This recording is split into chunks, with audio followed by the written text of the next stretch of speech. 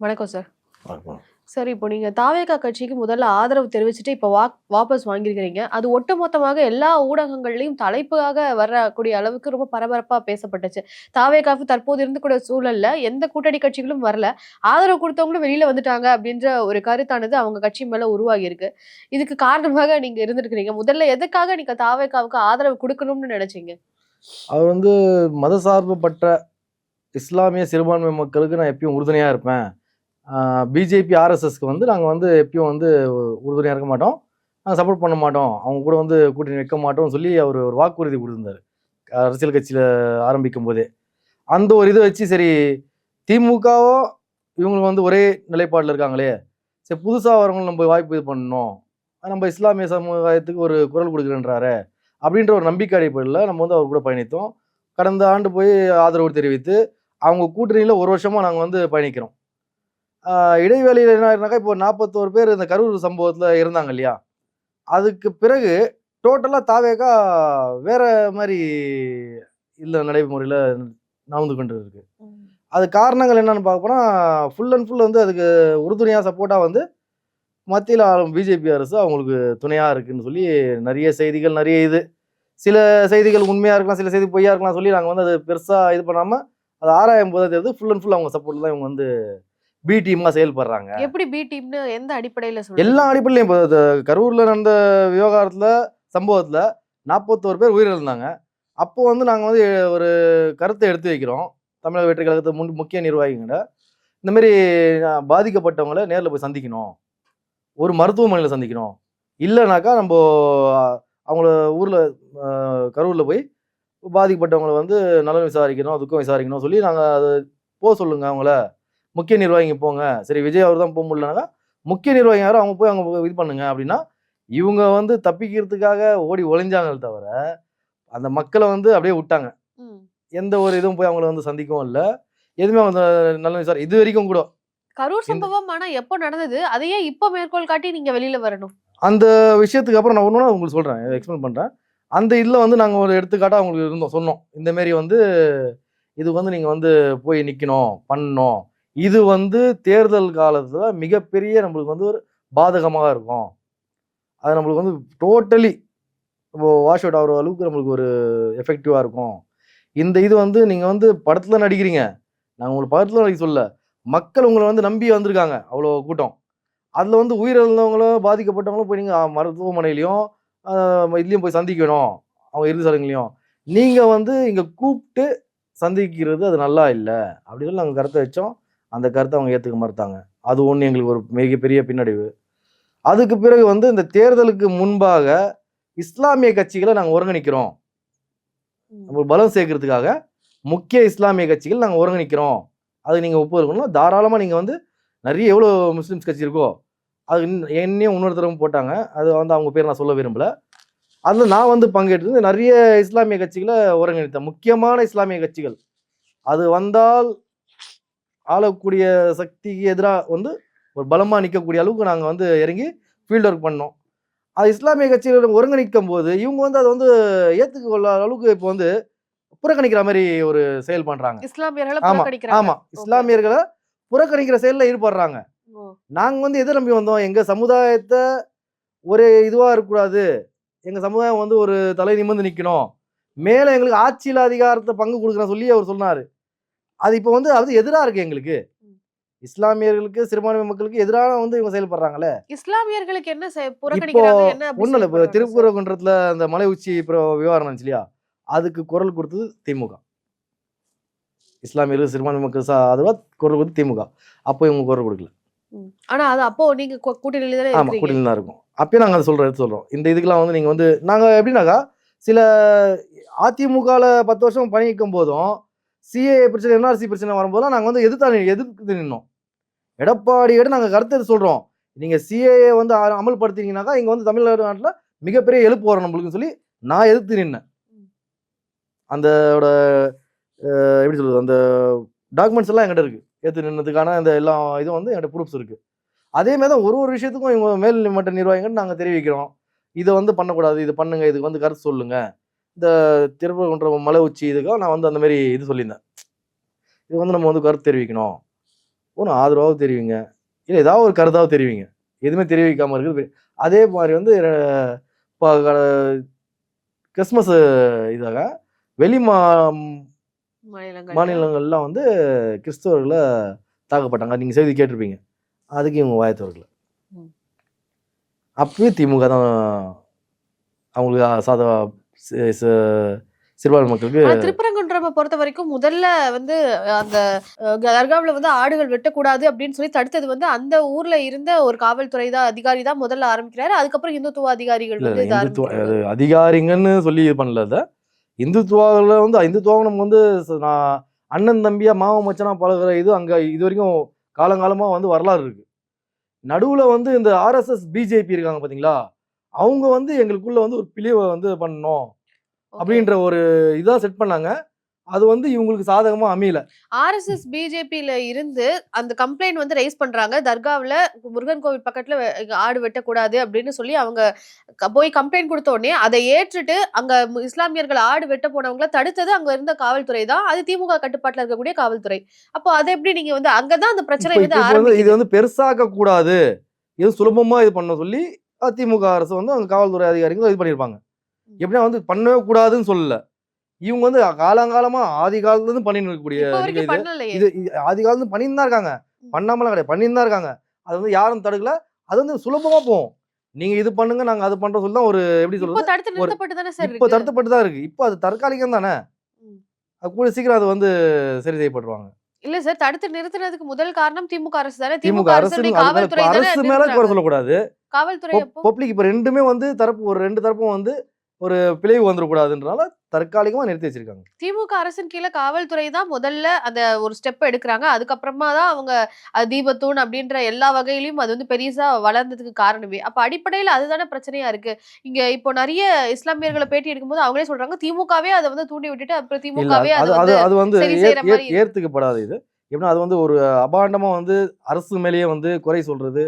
எல்லா நிர்வாகத்துக்குமே அரசு தான் வந்து முக்கியத்துவம், இது அரசு தான் வந்து இதாவுது, திமுக அரசு தான் வந்து அதெல்லாம் வந்து குறை சொல்றதெல்லாம் வந்து தவறான விஷயம். ஓகே. சில இத வந்து நம்பளா வந்து தடுத்து நிறுத்த முடியணும். ஒரு சமூக ரீதியா ஜமாத்துங்க இருக்கு. இந்துத்துவால அந்த ஒரு சபைன்னு இருக்கு. அவங்களா பேசி முடிவெடுக்கப்படுறது. இது வந்து 2 ஒரு சமுதாயத்த சம்மந்தப்பட்டபோது, அரசு வந்து ஒரு தரப்பா வந்து பேச முடியாது. ம். ஏன்னா அரசு ஒரு அரசுன்னும்போது எல்லாத்தையும் தான் அவங்க வந்து அரவணைக்கணும்.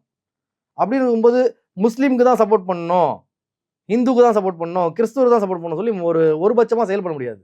அதுவும் நம்ம ஃபர்ஸ்ட் அது வந்து ஒரு இதுவா இது பண்ணணும். இஸ்லாமியர்களுடைய எல்லாருக்குமே குடியிருப்புகள் எல்லாம் வந்து இங்க அரசாங்கத்துல வந்து வந்து உடைக்கப்படுது. அவங்கள வந்து மாற்ற சொல்லி கண்ணகி நகருக்கு சொல்றாங்க. இதெல்லாம் வந்து இத்தனைக்கும் ஒரு காலங்காலமாக வசிச்சு வரக்கூடிய இடத்த வந்து ஆக்கிரமிப்பு இடம்னு சொல்லி திமுக வந்து இஸ்லாமியர்களுடைய இடத்த வந்து அகற்றுறாங்க. இதே தானே வந்து அங்க ஊபில வந்து யோகி ஆதித்யநாத் செய்றாருன்னு சொல்லி அந்த கேள்விகளும் எழுப்பப்படுது இல்லையா? அப்ப நீங்க திமுகவை வந்து எப்படி ஒட்டுமொத்தமாக பாதுகாவலன்னு நம்புறீங்க? இப்போ இருக்கிற விஷயம் பார்க்க போனா, நீங்க இஸ்லாமியர்களுக்குன்னு மட்டும் சொல்லி நீங்க தனியா வந்து குறிப்பிடக்கூடாது. இஸ்லாமியர்கள் அது ஆக்கிரமிக்கப்பட்ட இடம், அது நீர்நிலை இடம். அது ஃபர்ஸ்ட் இது பண்ணிக்கணும் நீங்க. அது வந்து பொய்யான கருத்து, பொய்யான செய்திகள் சொல்றோட இத வச்சு, நீங்க வந்து திமுக அரசு மேல வந்து குற்றம் சொல்லக்கூடாது. ம். அது நீர்நிலை ஆக்கிரமிப்பு இடம். அங்க இப்போ மழை காலங்கள் வந்ததுனாக்கா, சம்பரம்பாக்கம் ஏரிய நிரம்பிச்சுனாக்கா, அது திறந்து விட்டா அந்த ஊர் மக்கள்லாம் தண்ணீல இதாகும். போன வருடம் அதுக்கு முன்னாடி வருடம் அந்த மாரி ஆச்சு. இப்ப மெட்ரோ அவங்களுக்கு கட்டுறதுக்கு இடங்கள வந்து மக்கள் கிட்ட இருந்து ஆமா. வாங்குறாங்கன்னா, அதுக்கு என்ன ரேட்டோ அத தானே குடுக்குறாங்க. இப்போ ஆக்கிரமிப்பு இடம்னு சொல்லி இத்தனை ஆண்டுகள் அங்க வசிச்சுட்டு இருந்தவங்கள மாத்தும் பொழுது, கண்ணகி நகர்ல போய் நீங்க வந்து ஒரு குவார்டர்ஸ் வந்து உங்களுக்கு தரேன், நீங்க அங்க இருங்கன்னு சொன்னா, அது எப்படி வந்து சரியான ஈடுகட்ட இல்ல முடியும் அப்படின்னு ஆக்கிரமிப்பு கேக்குறாங்க. இடம்ன்றது எப்படின்னாக்கா, இவங்க வந்து புறம்போக்கு இடத்துல வந்து கம்மி இது விலைக்கு வாங்கி அது கட்டுறது, வீடு கட்டுறது. ஏழ்மையா இருக்கவங்க அப்படிதான் பண்ண முடியும். பணக்காரங்களுக்கு மெட்ரோ தேவைப்படுதா, இப்போ மெயின் ரோட்ல இருந்து இடத்த எடுக்கிறான்னா, அவனுக்கு ஏத்த என்ன இதுவோ அது குடுப்பான். அதுக்கேத்த டாக்குமெண்ட்ஸ் கேட்பாங்க. அதுக்கேத்த இடம் வந்து அங்கீகரிக்கப்படமா, பட்டா இடமா எல்லாம் பார்த்து தான் இது பண்ணுவாங்க. அது வந்து புறம்போக்கு இடத்துக்கு கவர்மெண்ட் வந்து மெட்ரோ ட்ரெயின்காரன் குடுத்துரு மெட்ரோ இத வந்து காசு குடுக்கல. அதுமாரி இது வந்து அரசாங்கம் முடிந்த அளவுக்கு அவங்களுக்கு வந்து வாழ்வாதாரத்துக்கான இதுவும் வந்து இடத்த குடுத்து, ஹவுசிங் போர்டு அந்த வீட்டு குடிசை மாட்டு வாரியத்தில மூலியமா ஹவுசிங் போர்டுங்க குடுக்குறாங்க. கொடுத்து அவங்களுக்கு மாதம் 1 மாதம் கோடி ரூபாய்க்கு வீடு கட்டி 1 கோடி ரூபாய்க்கு வீடு வாங்கிட்டு ஹவுசிங் போர்டுல வீடு தரேன்னு சொல்றது அங்க போய் நீர்நிலை வசிக்கிறதுக்கு ஆக்கிரமிப்புல சரியா 1 கோடி ரூபாய் இடம் வாங்கி உங்களுக்கு யார் கட்ட சொல்லி கட்டி அங்க போக ஆனா சொல்றாங்க? இத்தனைக்கு 7 தலைமுறைகளாக அங்கதான் இருக்கோம்னு சொல்லக்கூடியவர்களுக்கு அப்ப என்ன பதில் சார்? அதுக்கு அங்க அவங்களுக்கு குறிப்பா அங்க இஸ்லாமியர்கள் வசிக்கக்கூடிய பகுதியாக இருக்கு அப்படின்றப்போ அது எப்படி சரியா வரும் இல்ல அப்படின்னு அது அது கேக்குறேன். வந்து ஒரு தவறான கருத்து.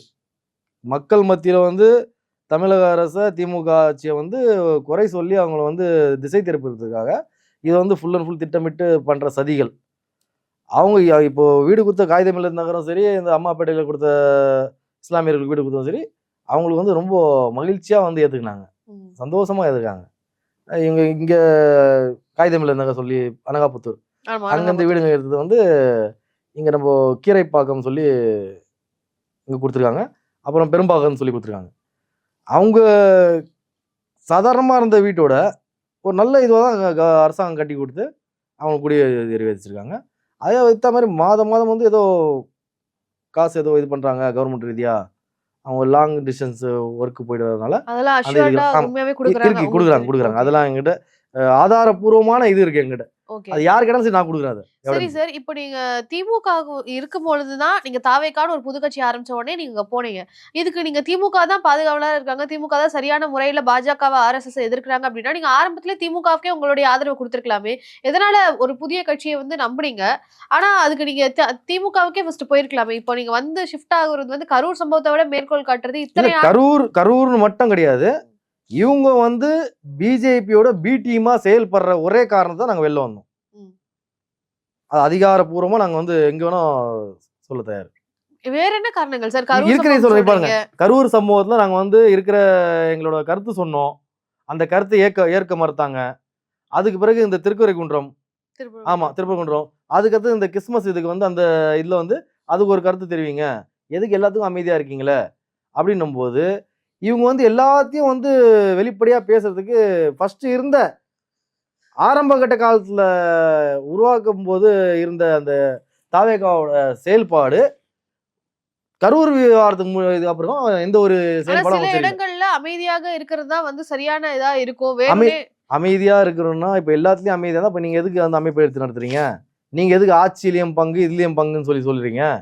நீங்க யாருன்னா வாங்க, எல்லாரும் நாங்க ஆட்சியில பங்கு தர சொல்லி அவர் சொல்றாரு திரு விஜய் அவர்கள். இப்ப எங்க பிஜேபிய போச்சு? வந்து எதிர்க்கிறாங்க அப்படின்னு பிஜேபிக்கு ஆதரவா பி டீமா செயல்படுறாங்கன்னா, காங்கிரஸ் எப்படி சார் அவங்க கூட கூட்டணிக்காக பேசியிருப்பாங்க? பேச்சுவார்த்தைகள் நடத்துனது அது ஒரு எப்படி சொல்றது?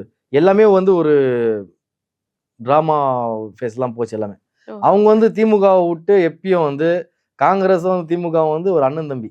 சார் கிரீஷ் சோடங்கர் அவர்கள் வந்து காங்கிரசினுடைய ஒரு தேர்தலுக்காகவே பொறுப்பாளராக இருக்கக்கூடிய ஒரு நபர். அவர் வந்து சொல்றாரு, தாவேகா வந்து யூத் வந்து ஆதரிக்கிறாங்க. அடுத்தது ஃபியூச்சரிஸ்டிக்கா இருக்க எப்படி போறாங்க அப்படின்றதெல்லாம் அவர் சொல்றாரு. அப்படி இருக்கும்போது சும்மா வந்து ஒரு தேர்தல் நாடகம்னு எப்படி அதை சொல்லிட தேர்தல் முடியும்? திருவிழா நேரத்தில் வந்து பல்வேறு கட்சிகளோட பல்வேறு கூட்டணி பேச்சுவார்த்தை நடத்துறது எல்லாமே அது வந்து ஒரு ஜென்ரலான விஷயம். சார் அது அதாவது வந்து தேர்தல் நேரத்துல அதுக்காக பாஜகவும் காங்கிரஸும் கூட்டணி பாஜகவும் பேசுவாங்களா? பாஜகவும் காங்கிரஸும் ஒண்ணாக முடியாது. அதான். ஆனா இவங்களும் அவங்களும் ஒண்ணானதுக்கு எந்த ஆதாரமும் இல்லையே. ஆதாரம் இல்ல சார். ஆனா கிரீஷ் சோடங்கர் சந்திச்சதா இருக்கட்டும். அவங்க யாரையும் சந்திக்கலையே. எங்க பிரவீன் வந்து சக்கரவர்த்தி அவர்கள் விஜய் சந்திச்சாரு. விஜய் வந்து யாரும் சந்திக்கல. பிரவீன் சக்கரவர்த்தி அவர் அவர்கள் வந்தாரு, சந்திச்சாரு. அவர் தனிப்பட்ட விதமா சந்திச்சாரு. ஓகே. இது வந்து அவர் வந்து பிரஸ் மீட் கொடுக்கும்போது பாருங்க, நாங்க விஜயை வந்து இந்த தேர்தல் விஷயமா சந்திச்சோம்னு சொல்லி அவர் தனிப்பட்ட முறையில அவர் சந்திச்சிருக்காரு. அது அவங்களோட இது கருத்து. ம். அதுவும் வந்து காங்கிரஸுக்கும் வந்து நாங்க ஆதரவு கொடுக்குறோம். இவங்களும் வெளிப்படையா சொல்லல. ம். அவங்களும் வந்து நாங்க வந்து தமிழக வெற்றி கழகத்திற்கு ஆதரவா வந்து இது பண்ண போறோம். தேர்தல் நாங்க 2 பேரும் ஒண்ணா கூட்டா சேர போறோம்னு அவங்களும் சொல்லல. 70 சீட்ஸ் கிட்ட நாங்க தரோம் அப்படின்னு சொல்லி காங்கிரஸ்க்கு தாவேகா டிமாண்ட் பண்ணதாகவும் செய்திகளானது இருக்கு சார். அவங்க பேசியிருக்கிறாங்க அப்படின்றது கிட்டத்தட்ட உறுதி செய்யப்பட்ட ஒரு விஷயம் தான். ஆனா அது வெளியில வந்து யாரு வந்து அந்த பேரத்தில் பேசி வின் பண்றாங்கன்றதுல திமுக வின் பண்ணிருக்காங்களே தவிர தாவேகாவோட காங்கிரஸ் கூட்டணி பேச்சுவார்த்தை நடத்தியிருக்காங்க. அப்படி இருக்கும் பொழுது எப்படி ஒரு பாஜகவோட பி டீம்ல எப்படி காங்கிரஸ் கூட்டணி இப்போ பேச்சுவார்த்தை இப்போ நடத்துவாங்க? இருக்கிற இது நீங்க பாருங்க. அதிமுகல யார் யாருக்கு எவ்வளவு சீட்டுன்னு சொல்லி இன்னும் அறிவிக்கல. வெயிட்டிங்ல போட்டிருக்காங்க. ஏன்னாக்கா இப்போ என்டிஏ கூட்டணியில திரு விஜய் அவங்க தமிழக வெற்றி கழகம் உள்ள வந்துச்சுனாக்கா அவங்களுக்கு 50 சீட்டு துணை முதலமைச்சர் சீட்டு துணை முதலமைச்சர் அந்த பதிவு கொடுக்கறதுக்கான பேச்சுவார்த்தைகள் ஓடின்னு இருக்குது. அந்த மாதிரி தான் போயின்னு இருக்கு இப்போ. அதுக்காக தான் வந்து என்ன பண்ணாங்க, பிஜேபிக்கு இவ்வளோ தொகுதிகள் அதிமுக இவ்வளவு தொகுதிகள், நம்ம கூட்டணியில வந்திருக்க அவங்க தொகுதியை சொல்லி அவங்க இன்னும் யாருக்கும் இது பண்ணல. ஏன் இப்போ இவங்க திராவிட முன்னேற்ற கழகத்தில் அறிவிக்கலையா? காங்கிரஸுக்கு 28, 27+1 28, இந்த மாதிரி எல்லா இஸ்லாமிய கட்சிகளுக்கு, இந்த கம்யூனிஸ்டுக்கு, திருமாவளவனுக்கு, விசிகாக்கு, அந்த மாதிரி எல்லாரையும் அறிவிக்கலையா அவங்க? இவங்க ஏன் அறிவிக்காம இருக்காங்க? ஓகே. காரணம் சொல்லுங்க. எதுக்கு அறிவிக்காம இருக்காங்க நீங்க? இவங்க வருவாங்க, ஓ. அப்போ வந்து ஒரு பேச்சுவார்த்தை பண்ணி எதிர்த்து தாவேகா நிக்கிறதுக்கு. ஆமா, வருவாங்க. தாவேகா வருவாங்க, தாவேகா அதிமுக கூட்டணிக்குள்ள வருவாங்க. ஓகே. அதானே இப்ப அது பேச்சுவார்த்தை. நெருக்கடி தானே சார் சொல்றாங்க. அதுக்கு வாய்ப்பே இல்லன்னு ஆதவ அர்ஜுனா சொல்றாரு. தாவேகாவை சேர்ந்தவர்கள் எல்லாருமே வந்து சொல்றாங்க. அது வந்து அவரை சிபிஐ வழக்க வச்சு நெருக்கடி வைத்து அவரை உள்ள இழுக்கணும்னு பாக்குறாங்க. அப்படிதானே கருத்துக்கள் வருதே தவிர தானே விருப்பப்பட்டு அவர் போய் சேர போறாருன்ற மாதிரி எங்க கருத்துக்கள் வருது? எப்படி இருந்தாலும் அவங்க வந்து அதான் நிர்பந்தம் இன்னைக்கு வச்சிருக்காங்க. இப்போ நீங்க சேர்ந்ததுக்கு அப்புறமா கூட வெளியில வந்திருக்கலாமே சார். நீங்களே ஒரு யூகத்தின் அடிப்படையில் இப்போ காங்கிரஸ் தாவேகா வந்து பேசுனாங்கன்னு சொல்றது டிராமா. அது வந்து சும்மா பேசுனாங்க. தேர்தல் நேரத்துல அப்படி பேசுனாங்கன்னு பேசி சொல்றீங்க. இல்ல அதே மாதிரி இதுவும் இருக்கலாம் இல்லையா? காங்கிரஸ் தாவேகா பேசி இருந்தாலும் பல்வேறு கட்சி தேர்தல் கட்டத்துல எல்லாரும் பேசுறதுதான். இப்ப நாங்களும் 4 கட்சியும் பேசுனதுதான். பேசிதான் எங்களுக்கு இறுதியா இஸ்லாமியர்களுக்கு எப்பயும் துணை நிக்கிறது, ஒரு ஆதரவாக இருக்கிறது. எந்த ஒரு துன்பம் இன்பம் வந்தாலும் இஸ்லாமிய சிறுபான்மை மக்களுக்கு ஒரு குரல் கொடுக்கக்கூடிய ஒரே இயக்கம் திராவிட முன்னேற்ற கழகம் தான். அது ஆரம்ப கட்ட காலத்துல இருந்து அப்படிதான். அதுக்காக நாங்க பார்த்தோம், எவருக்கும் நம்ம வந்து ஏன் சப்போர்ட் பண்ணிட்டு நம்மளோட இதை நம்ம வந்து சமுதாயத்தை அடமானம் வைக்கணும். எங்களுக்கு உண்மையா உழைக்கிறவங்க, எங்களுக்கு உண்மையாக வந்து தோல் கொடுக்குறவங்க, அப்படி அவங்களுக்கே வந்து நம்ம வந்து சப்போர்ட்டா இருந்து போயிடலாம். அவங்களுக்கு ஆதரவு தெரிவிச்சு ரெப்ரசன்டேஷன் பாத்தீங்கன்னா இங்க வந்து உங்களுக்கு தாவேக்கால ரெப்ரசன்டேஷன் இல்ல அப்படின்னு சொல்றீங்க இல்லையா? இஸ்லாமியர்களை ஒதுக்குறாங்கன்னு சொல்றீங்க. திமுகவுல மட்டும் எவ்வளவு ரெப்ரசன்டேஷன் இருக்குன்னு நினைக்கிறீங்க? திமுகவா இருக்கட்டும், அதிமுகவா இருக்கட்டும், இஸ்லாமிய சமூகம் எவ்வளவு பாப்புலேஷன் இருக்கிறாங்களோ அதை விட ரொம்ப சொற்பமான அளவுதான் வந்து அவங்களுக்கான அதிகாரமானது கொடுக்கப்பட்டிருக்கு. அப்படி அததான் உண்மையாவும் இருக்கு. அப்படி இருக்கும்போது திமுகவுல மட்டும் உங்களுக்கு ரெப்ரசன்டேஷன் கிடைக்கும். திமுக திராவிட முன்னேற்ற கழகத்துல கழக தலைவர் தளபதி ஸ்டாலின் அவர்கள் எந்த இதுலயும் பார்க்கணும் இஸ்லாமியர்களுக்கு முக்கியத்துவம் கொடுப்பாங்க. சிறுபான்மை மக்களுக்கு எப்பயும் வந்து திமுகல ஒரு முக்கியத்துவம் இருக்கு. எப்படின்னு அடிப்படையில் பார்க்கணும், ஆரம்ப கட்ட காலத்துல இருந்து சரி, அண்ணாவா இருக்கட்டும், அதுக்கு பிறகு முன்னாள் முதலமைச்சர் திரு கலைஞராக இருக்கட்டும், இவருக்கு நம்ம ஸ்டாலின் ஐயாவாக இருக்கட்டும், இவங்கெல்லாம் வந்து இஸ்லாமிய பாரம்பரியமா அவங்களுக்கு தேவையான இதை ஒதுக்கீடுகளும் சரி, எல்லா இதுலயும் சரி வந்து ஒரு முக்கியத்துவம் கொடுப்பாங்க.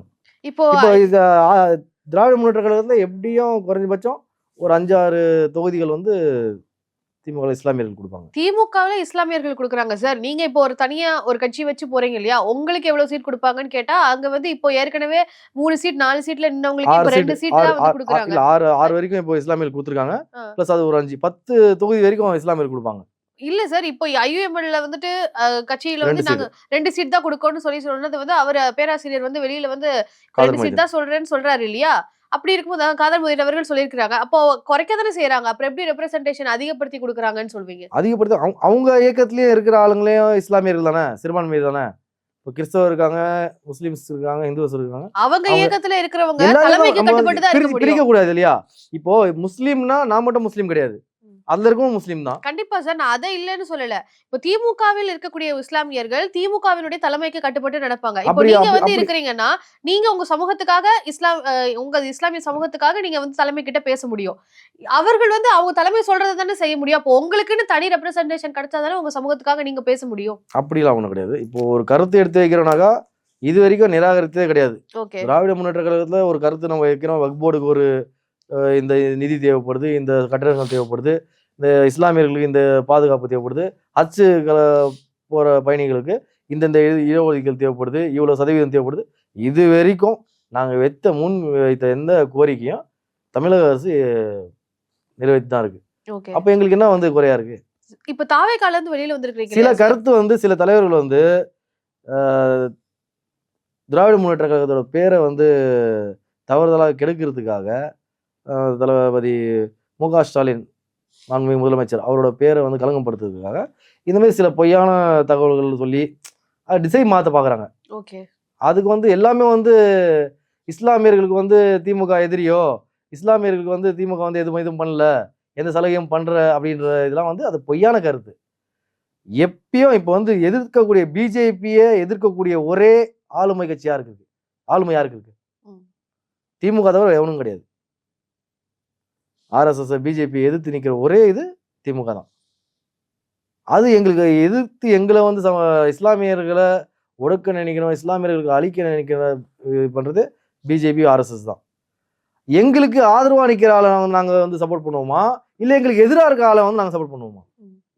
இப்ப அந்த நிலைப்பாடு தான் தாவேகா போயிட்டு இருக்கு. இப்போ தாவேகா வந்து இது இப்ப டோட்டல் சரண்டர் ஓகே பிஜேபியிடம் டோட்டல் சரண்டர்.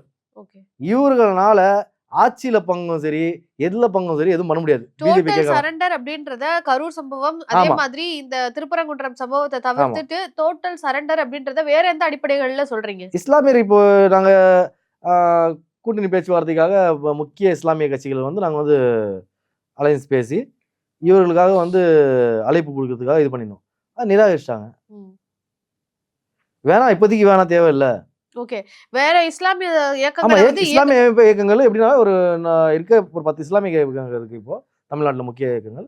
அதெல்லாம் நாங்கள் வந்து பேசி இது பண்ணி தமிழக வெற்றி கழகத்துக்கு ஆதரவு கொடுங்க இந்த எலெக்ஷன் 2026ல அப்படின்னு நீங்க அவர் போய் ஆமா சொல்லிருக்கீங்க. அது ஆதரவு கொடுங்க. அவங்க வந்து ஆட்சியிலையும் பங்கு கொடுப்பாங்க, நம்மளுக்கும் ஒரு முக்கியத்துவம் இருக்கும். நம்ம வந்து சிறுபான்மை மக்களுக்கு, நம்ம இஸ்லாமிய மக்களுக்கு நம்ம வந்து பாடுபடுறதுக்கும் நம்மளுக்கு ஒரு இதுவா இருக்கும். அப்படின்னு நீங்க போய் ஆமா, சொல்லிருக்கீங்க. போய் அவங்க அவங்க நிராகரிச்சாங்க. எல்லாமே ஏத்துக்கினாங்க. சில இஸ்லாமிய கட்சிகள் ஏத்துக்கிட்டு எங்க கருத்தை ஏத்துக்கொண்டு எங்களுக்காக முன் வந்துட்டாங்க. தாவேகாவுல சேரலாம்னு சொல்லிட்டு நம்ம வந்தாங்க. தாவேகால ஆதரவு கொடுக்குறதுக்கு ஓகே, கூட்டணி கொடுத்து நம்ம வந்து பயணிக்கலாம் அப்படி சொல்லி முன் வந்துட்டாங்க. சில முக்கிய தலைவர்கள் அவங்க எல்லாம் இன்னைக்கு மிகப்பெரிய ஒரு வருத்தத்துக்கு ஆளாயிட்டாங்க. யார் அந்த தலைவர்கள்னு சொல்ல சொல்ல முடியுமா? முடியாது. அது கொஞ்சம் இப்போதைக்கு சில முக்கிய கட்சியில இருக்காங்க.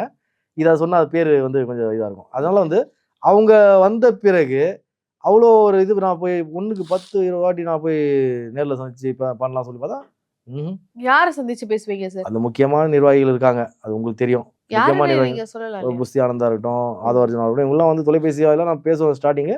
அப்போல்லாம் ஒரு நல்ல ஒரு ரெஸ்பான்ஸ் இருந்துச்சு. போன புதுசுல அப்புறம் எப்படி உங்களை மட்டும் சேர்த்துக்கிட்டாங்க? என்ன அடிப்படையில உங்களை சேர்த்துக்கிட்டதா அப்போதான் ஏதாவது வந்து சொல்றாங்க? அவங்க வந்து கட்சியை உருவாகும் போது எந்த ஒரு நெருக்கடி இல்லை அவங்களுக்கு.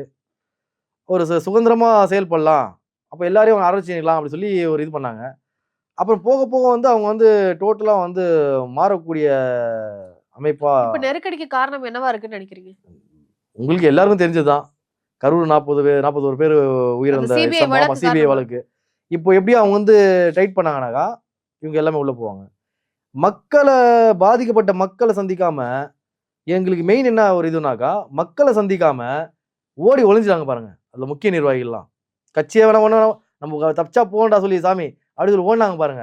அப்பயே எங்களுக்கு வந்து இவங்க மேல நம்பிக்கை போயிடுச்சு.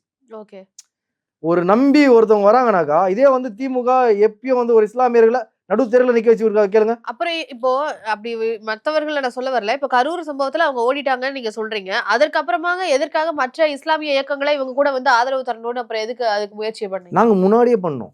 முன்னாடியே பண்ணீங்க. முன்னாடியே பண்ணோம், இப்போ பண்ணல. நாங்க போய் சேர்ந்த ஒரு ஒரு ஒரு வருட காலம் ஆகுது, 1 வருஷம் ஆகுது.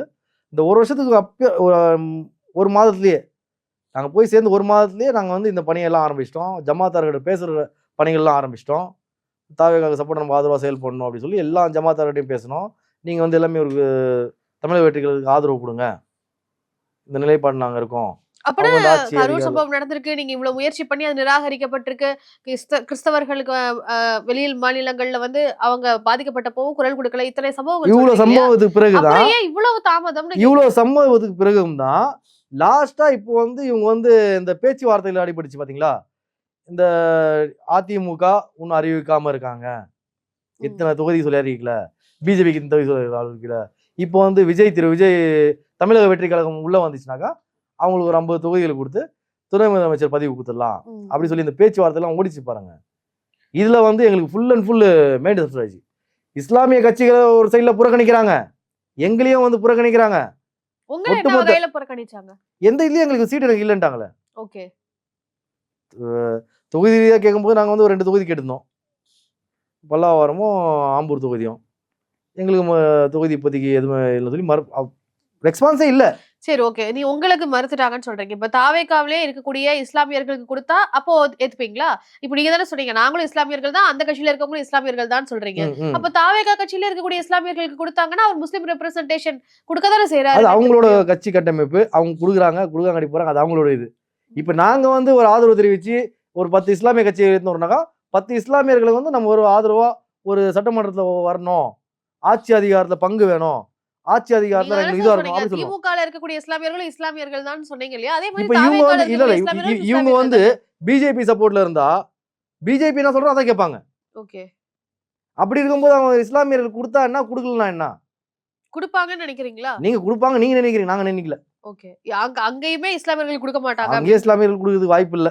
ஓகே. ஏன்னா அந்த அளவுக்கு இருக்கிறவங்க வந்து இஸ்லாமியர்களை ஒட்டுமொத்த இஸ்லாமியர்கள் புறக்கணிக்கிற செயல் தான் இப்ப மகளிர் மாநாட்டுல கூட மகளிருக்காக பெண்கள் தினம் அன்றைக்கு வாக்குறுதிகள்லாம் குடுத்திருந்தாரு. அப்போ ரைட் சைடுல கூட அவங்களுடைய விஜய் அவர்கள் ரைட் சைடுல கூட ஒரு இஸ்லாமிய தொப்பி பெண் தான் போட்ட ஒரு பார்த்திருக்கோம். ஆள் இருக்கணும், புர்கா போட்ட ஒரு பெண் இருக்கணும். ம்.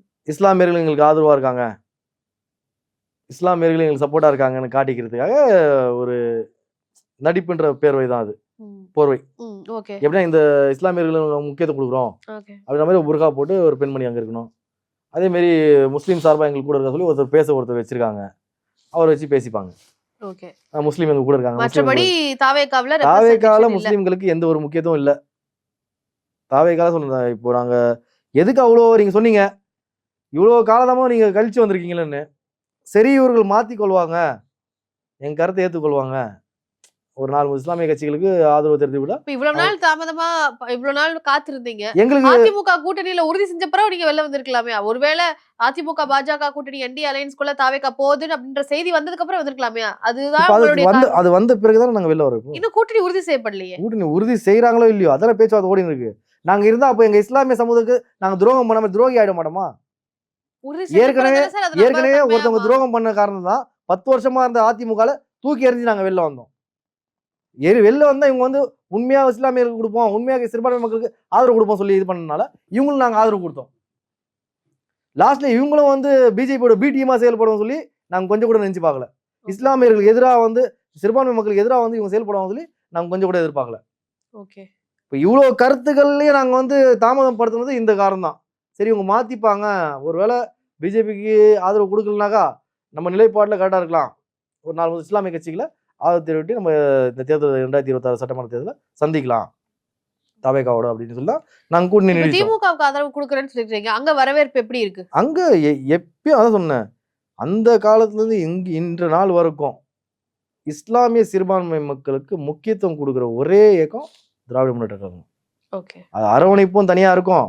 அது இப்ப முன்னாள் முதலமைச்சர் கலைஞர் அவர் இருக்கும்போது அப்ப அந்த இருந்து இப்ப வரைக்கும் அப்படிதான் இருக்கு அப்படின்னா நீங்க தாவேகாவுல சேராமலே இருந்திருக்கலாமே. திமுகவுக்கே ஆதரவு ஒரு கொடுத்திருக்கலாமே. புதுசா ஒரு வாய்ப்பு கொடுக்கலாம் ஓ. அப்படின்ற ஒரு அடிப்படை தான். சரி, அப்ப யாரும் இருக்க மாட்டாங்க, எல்லாருக்கும் நம்ம சீட் கிடைக்கும் அப்படின்னு ஆமா. நினைச்சிருக்கீங்க. சீட் எங்களுக்குன்னு சொல்லி இல்ல, எங்க சமுதாயத்துக்கு ஒரு முக்கியத்துவ அந்தஸ்து வேணும், இன்னும் அதிகப்படியா வேணும் இவங்க அப்படின்னு எல்லாருக்கும் ஆசை நல்லா தானே. அரவணைப்பாங்க அப்படின்னா திமுகவிலே கொடுத்திருப்பாங்களே சார். அப்படியே இப்ப திமுக அப்படிதான் திமுக அப்படிதான் கொடுத்துருக்காங்க, கொடுக்காம ஒண்ணும் கிடையாது. இப்ப உங்களுக்கு ஏன்னா கொடுக்குறேன்னு சில சொல்லிருக்காங்க. தலைவர்கள் வந்து நிறைய வந்து திமுகவோட பேரை கெடுக்கிறதுக்காக, தளபதி மு.க. ஸ்டாலின் தமிழ்நாடு முதலமைச்சர் அவரோட பேரை கெடுக்கிறதுக்காக சில பொய்யான செய்திகள், பொய்யான அவதூறான விஷயங்கள், இவங்க வந்து இஸ்லாமியர்களுக்கு இது பண்றாங்க, இஸ்லாமியர்களுக்கு எதிராக நிற்கிறாங்க அப்படி சொல்லி தவறான கருத்துக்கள்லாம் தெரிவிக்கிறாங்க.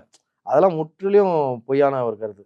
ஓகே. எப்பயும் உறுதுணையா இஸ்லாமியர்களுக்கு பாதுகாவலராக செயல்படக்கூடிய திராவிட முன்னேற்ற கழகம் தான். இப்போ உங்களுக்கான ரெப்ரசன்டேஷன் அங்க இருக்கா? இப்போ நான் கேக்குறது உங்க தனிப்பட்ட உங்க கட்சிக்காக. அல்ஹம்துலில்லாஹ் எங்களுக்கு நல்ல ஒரு ரெஸ்பான்ஸ் இருக்கு. நாங்க போன அன்னைக்கும் ஆர்எஸ் பாரதி அண்ணன் அவர்களை தலைமை அமைச்சர் அவர் சந்திச்சோம். ஏவா வேலண்ணன் இருந்தாரு. அப்புறம் வந்து இன்னும் முக்கியமான அமைச்சர்கள் 2 அமைச்சர் இருந்தாங்க. எங்களை நல்லபடியாக வந்து கூப்பிட்டு உட்கார வச்சு ஆலோசனை பண்ணாங்க. நீங்கள் முன்கூட்டியே வந்து ஒரு மாத காலத்துக்கு முன்னாடியே வந்திருக்கலாம், வந்திருந்தா உங்களுக்கு சீட்டுங்களை பற்றி நம்ம அதுலேயும் நாங்கள் ஆலோசனை பண்ணியிருப்போம். உங்களை உட்கார வச்சு ஒரு 2 சீட் நீங்கள் கேட்டிருக்கீங்க, அந்த இது நாங்கள் வந்து தலைவர் கழக தலைவர் முதலமைச்சர் முன்னாடி அந்த கருத்தை வச்சுருப்போம். இப்பயும் ஒன்றும் இல்லை, நாங்கள் வந்து உங்கள் கருத்தை முன்னாடி வைக்கிறோம், முதலமைச்சர் முன்னாடி கழக தலைவர் மு.க. ஸ்டாலின் அவர் முன்னாடி வந்து நாங்கள் முன்வைக்கிறோம் தலைவர் முன்னாடி அப்படி சொல்லியிருக்காங்க.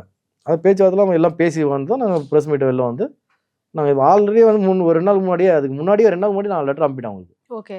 தாவேகாவுக்கு இதெல்லாம் நாங்கள் வந்து ஆல்ரெடி நாங்கள் ஆலோசனை பண்ணிட்டோம். எல்லாமே எங்கள் மேல்மட்ட நிர்வாகிகளை வச்சு நாங்கள் ஆலோசனை பண்ணோம்.